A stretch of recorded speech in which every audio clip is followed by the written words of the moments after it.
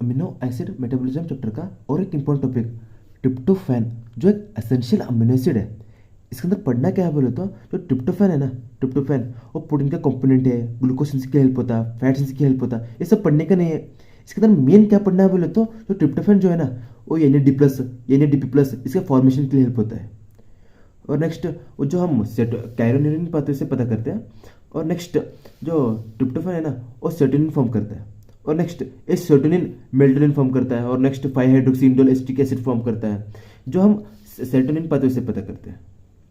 जो पूरा ट्रिप्टोफैन है ना, ट्रिप्टोफैन उसके अंदर दो ही पाथवे है। इसके अंदर मेन दो ही पढ़ने का है, जो एक काइरोनिन पाथवे, एक सेरोटोनिन पाथवे। उसके अंदर मेन क्या है बोले तो, ये काइरोनिन पाथवे ना उतना इंपॉर्टेंट नहीं है। इसके अंदर मेन क्या है बोले तो, ये सेरोटोनिन पाथवे, ये मेन पढ़ने का है, सेरोटोनिन पाथवे।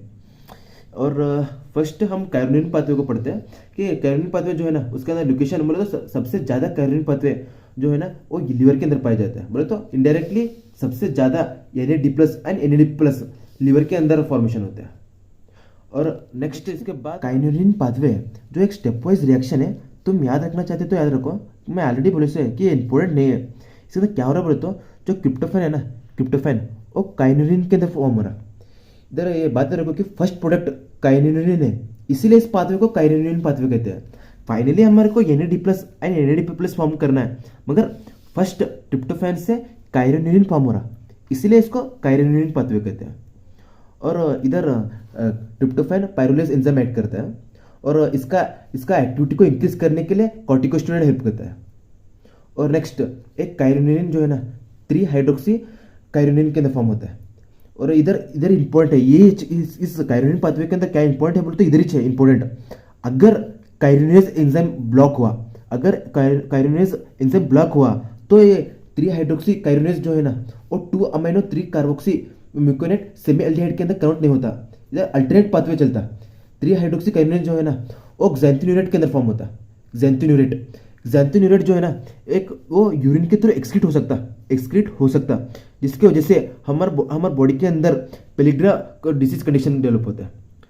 पेलिग्रा के अंदर क्या होता है बोलो तो, मेंटल रिटार्डेशन आता है और डायरिया होता है, एक डिसीज कंडीशन है। और एक काइरोनिनेज एंजाइम के बारे में बात रखो कि ये विटामिन B6 के लिए सेंसिटिव रहता। मतलब अगर विटामिन B6 का डिफिशियंसी हुआ तो काइरोनिनेज एंजाइम इनएक्टिव हो जाता है। इसीलिए अगर यूरिन टेस्ट के अंदर अगर xanthionate का प्रेजेंस हुआ, तो इसका डायरेक्टली क्या पता चलता है बोले तो, हमारे बॉडी के अंदर विटामिन B6 का डिफिशियंसी है। और नेक्स्ट ये 2 अमीनो 3 कार्बोक्सी म्यूकोनेट सेमी एल्डिहाइड से हम एन एंड एन फॉर्म कर सकते हैं। और इधर एस्टाइल कोई फॉर्म होता है डिकार्बोक्सिलेशन होकर, और फैटी एसिड सिंथेसिस के लिए टीसीएस, और एस्टाइल कोई फॉर्म हो रहा है ना, एस्टाइल कोई टीसीएस साइकिल के अंदर डायरेक्ट जा सकता है। ये इतना इंपॉर्टेंट नहीं है। इसके अंदर मेन क्या है बोले तो, ये डिसीज के बारे में याद रखो कि अगर ये ट्रिप्टोफैन जो है ना, 3 हाइड्रोक्सी काइरोनिनेज के अंदर फॉर्म होता है। अगर काइरोनिनेज एंजाइम का डिफिशियंसी होता है तो xanthionurate फॉर्म होता है, और ये यूरिन के थ्रू एक्सक्रीट हो जाता है। और ये पेलिग्रा डिसीज कंडीशन हमारे बॉडी के अंदर डेवलप होता है। और ये काइरोनिनेज जो एंजाइम है ना, विटामिन B6 का लिए सेंसिटिव है, इतना याद रखो। और नेक्स्ट इसके बाद सेरोटोनिन पाथवे, ये इंपॉर्टेंट है, इसके बारे में अच्छा पढ़ो। सेरोटोनिन पाथवे, जो सेरोटोनिन है इसके बारे में बता दो। सेरोटोनिन जो है ना, हमारा ब्रेन के अंदर न्यूरो ट्रांसमीटर के जैसे एक्ट करता है, हमारा ब्रेन के अंदर न्यूरो ट्रांसमीटर के जैसे एक्ट करता। और नेक्स्ट इसके बाद सिंथेसिस ऑफ सेरोटोनिन के बारे में बताएं। इससे पहले इसका लोकेशन का अंडरस्टैंड करो कि ये सेरोटोनिन जो है ना, सबसे ज्यादा इंटेस्टिनल सेल के अंदर फॉर्म होता है। ओनली इंटेस्टिनल सेल के अंदर फॉर्म नहीं होता, बोले तो ब्रेन के अंदर भी फॉर्म होता है, मगर बॉडी के अंदर सबसे ज्यादा इंटेस्टिनल सेल के अंदर फॉर्म होता है। और इसका सिंथेसिस के बारे में बताया कि जो ट्रिप्टोफैन जो है ना, उसके ऊपर ट्रिप्टोफैन हाइड्रोक्सिलेज एंजाइम ऐड करता है, जिसकी वजह से ट्रिप्टोफैन 5 हाइड्रोक्सी ट्रिप्टोफैन के अंदर काउंट होता है। उसके बाद इसके ऊपर aromatic amino acid decarboxylase enzyme add करता है, और फाइनली सेरोटोनिन फॉर्म होता है। ये 3 स्टेप रिएक्शन है, ये याद रखो। और सेरोटोनिन के बारे में एक बात याद रखो कि सबसे ज्यादा हमारे बॉडी के अंदर सेरोटोनिन का कॉन्सेंट्रेशन प्लेटलेट के अंदर पाया जाता है। प्लेटलेट के अंदर सबसे ज्यादा सेरोटोनिन का कॉन्सेंट्रेशन पाया जाता है। और नेक्स्ट इसका डिग्रेडेशन के बारे में बताया कि कैसा डिग्रेड होता है। जो सेरोटोनिन है ना, उसके ऊपर mono amino oxidase enzyme act करता है, जिसकी वजह से सेरोटोनिन 5 हाइड्रोक्सी इंडो एसिटेट के अंदर कन्वर्ट होता है, और ये यूरिन के थ्रू एक्सिट हो जाता है। इसके अंदर ये सेरोटोनिन का 3 स्टेप रिएक्शन है, और इसका डिग्रेडेशन के अंदर बारे में याद रखो। और नेक्स्ट सेरोटोनिन का फंक्शन के बारे में बताया कि सेरोटोनिन का मेन फंक्शन क्या है बोले तो ये वाजो कंस्ट्रक्टर के जैसे एक्ट करता है। वाजो कंस्ट्रक्टर बोले तो ब्लड वेसल को कंस्ट्रक्ट करने के लिए हेल्प होता है। और नेक्स्ट इसका मेन हम ऑलरेडी बोले से कि सेरोटोनिन का सबसे ज़्यादा न्यूरोट्रांसमीटर के जैसे फंक्शन है ब्रेन के अंदर। बोले तो सेरेब्रल एक्टिविटी को सेरेब्रल बोलते तो ब्रेन का एक्टिविटी को एक्साइट करता है। और नेक्स्ट सेरोटोनिन को हैप्पीनेस हार्मोन के जैसे भी एक्ट करता है। सेरोटोनिन हैप्पीनेस हार्मोन के जैसे एक्ट करता है। और नेक्स्ट हमारा बिहेवियरल पैटर्न को कंट्रोल करता है। और नेक्स्ट जो सेरोटोनिन है ना वो मेलाटोनिन फॉर्म करता है। और सेरोटोनिन मेलाटोनिन दोनों भी हमारा स्लीप साइकिल बोले तो हम कितना सोना हो सब वो ही कंट्रोल करता है। और next blood pressure body temperature वो भी कंट्रोल करता है।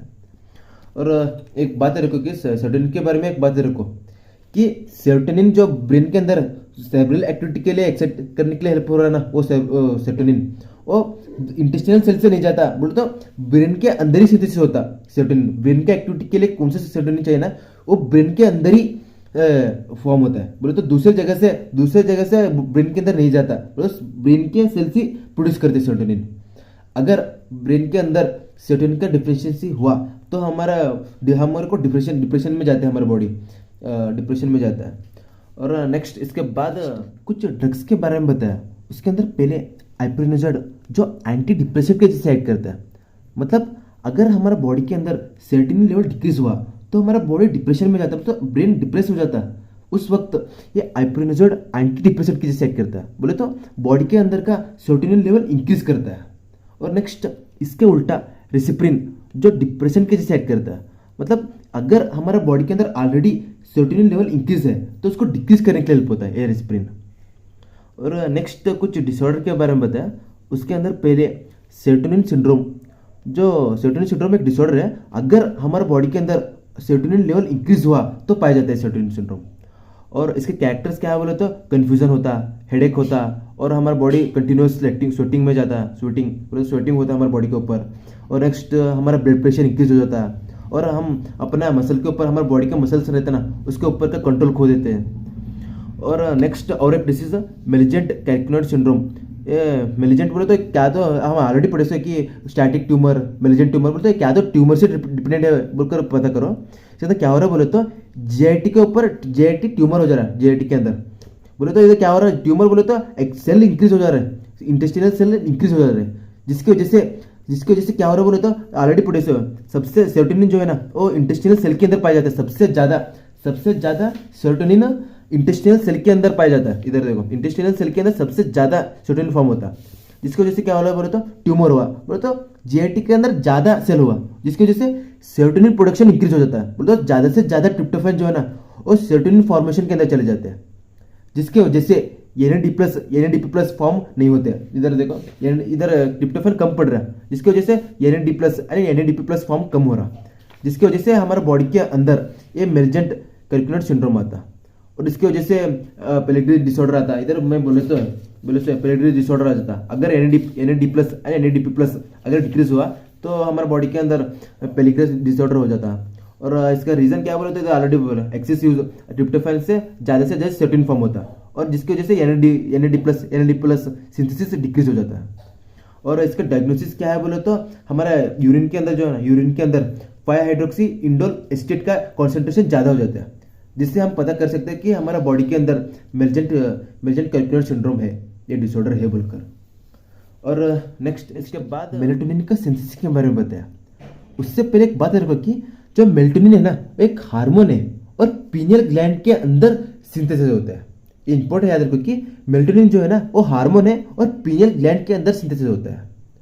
और नेक्स्ट सिंथेसिस का प्रोसेस बताया कि जो ट्रिप्टोफैन है ना वो सेरोटोनिन के अंदर कन्वर्ट होता है। और नेक्स्ट ये सेरोटोनिन एन एसिटाइल सेरोटोनिन के अंदर कन्वर्ट होता है। और नेक्स्ट एन एसिटाइल सेरोटोनिन के ऊपर मिथाइलेशन होता है और फाइनली मेलाटोनिन फॉर्म होता है। और नेक्स्ट मेलाटोनिन फॉर्मेशन के बारे में बात रखो कि ये जो फॉर्मेशन है ना और सनलाइट कंट्रोल करता है। सनलाइट ये मेलाटोनिन फॉर्मेशन को कंट्रोल करता है। और नेक्स्ट इसका फंक्शन के बारे में बताया। इसका फंक्शन के अंदर मेन सबसे ज्यादा इंपॉर्टेंट फंक्शन क्या है बोले तो ये स्लीप साइकिल को कंट्रोल करता है। सेरोटोनिन और मेलाटोनिन दोनों मिलकर स्लीप साइकिल को कंट्रोल करता है। और नेक्स्ट ये मेलानोसाइट स्टिमुलेटिंग हार्मोन एडेनोकॉर्टिकोट्रोपिक हार्मोन इसको इनहिबिट करता है, मेलाटोनिन इनहिबिट करता है। और नेक्स्ट फीमेल का ओवरिन फंक्शन को भी इनहिबिट करता है। और नेक्स्ट न्यूरो ट्रांसमीटर के जैसा एक्ट करता है। और नेक्स्ट इसके बाद ट्रिप्टोफैन मेटाबॉलिज्म एंड स्लीप के बारे में बताया कि जो है ना हम खाना खाने के बाद एकदम नींद आता है, आफ्टर ईटिंग एकदम नींद आता है। क्यों आता है बोले तो जब खाना खाते हैं बोले तो हमारे इंटेस्टाइन से कार्बोहाइड्रेट अब्जॉर्ब होता है बोले तो शुगर लेवल इंक्रीज होता है ब्लड के अंदर। तब क्या होता है बोलते इंसुलिन रिलीज होता है। इंसुलिन क्या करता है बोले तो जो ब्लड के अंदर जो बहुत सारे अमीनो एसिड रहता है उसके अमीनो एसिड को क्लियर करता है। बोले तो जो ट्रिप्टोफैन का ट्रैफिक रहता है ना वो क्लियर करता है, रोड क्लियर कर देता है ट्रिप्टोफैन को, जिसकी वजह से ट्रिप्टोफैन इजीली ब्रेन के अंदर चले जा सकता है। खाना खाते हैं कार्बोहाइड्रेट हमारा शुगर लेवल इंक्रीज होता है, जिसकी वजह से इंसुलिन रिलीज होता है, जिसकी वजह से अमीनो एसिड क्लियर होता है सर्कुलेशन के अंदर, जिसकी वजह से ट्रिप्टोफैन इजीली ब्रेन के अंदर चले जा सकता है। जिसकी वजह से ट्रिप्टोफैन ब्रेन के अंदर चले गया तब सेरोटोनिन और मेल्टोनिन कॉन्सेंट्रेशन इंक्रीज हो जाता है। मतलब ट्रिप्टोफैन से सेरोटोनिन फॉर्म होता है और सेरोटोनिन से मेल्टोनिन फॉर्म होता है और ये दोनों स्लीप को इंक्रीज करते हैं, स्लीप साइकिल को इंक्रीज बोलते हैं। स्लीप हमारा नींद आता है बोले तो स्लीप को प्रमोट करते हैं, जिसकी वजह से खाना खाने के बाद हमारे को एकदम नींद आ जाता है। और नेक्स्ट इसके बाद लास्ट टॉपिक हटनॉप्स डिसीज, जो इंपॉर्टेंट टॉपिक है इस फुल ट्रिप्टोफैन मेटाबॉलिज्म में कितना पड़े ना उसके अंदर सबसे ज़्यादा इंपॉर्टेंट ये हटनॉप्स डिसीज है, जो एक हेरिडिटी डिसऑर्डर है। और नेक्स्ट ये हेटनॉप्स बोले तो ये क्या तो एंजाइम का नाम और प्रोडक्ट का नाम है। ये फर्स्ट टाइम ये डिसीज जो था ना वो हेटनॉप्स फैमिली के अंदर डिस्कवर हुआ, इसीलिए इस डिसीज को हटनॉप्स डिसीज कहते हैं। और नेक्स्ट इसके अंदर सिम्टम्स क्या रहता है बोले तो मेंटल रिटार्डेशन आता है हमारे बॉडी के अंदर, और नेक्स्ट पेलिग्री डिसीज आता है और डायबिटीज होता है। और नेक्स्ट इस डिसीज का कैरेक्टरिस्टिक क्या है बोले तो जो हमारा ब्लड का प्लाज्मा रहता है ना उसके अंदर ट्रिप्टोफैन का कॉन्सेंट्रेशन डिक्रीज हो जाता है और न्यूट्रल अमीनो एसिड का भी कॉन्सेंट्रेशन डिक्रीज हो जाता है, जिसकी वजह से क्या होता है बोले तो ये हमारा एक्सक्रीशन बोले तो यूरिन के थ्रू ये ट्रिप्टोफैन ज़्यादा एक्सीड हो जाता है, जिसकी वजह से ये ट्रिप्टोफैन एक्सीड हो जा रहा है। उसकी वजह से क्या हो रहा है बोले तो ये NADP+ और सेरोटोनिन का सिंथेसिस प्रोसेस अल्टर हो रहा। और नेक्स्ट ये ट्रिप्टोफैन का अब्जॉर्प्शन और ट्रांसपोर्ट का भी अल्टर हो जा रहा। और इसके साथ ये फुल हटनॉप्स डिसीज खत्म हो जाता है, फुल ट्रिप्टोफैन मेटाबॉलिज्म फुल खत्म हो जाता है। Thank you.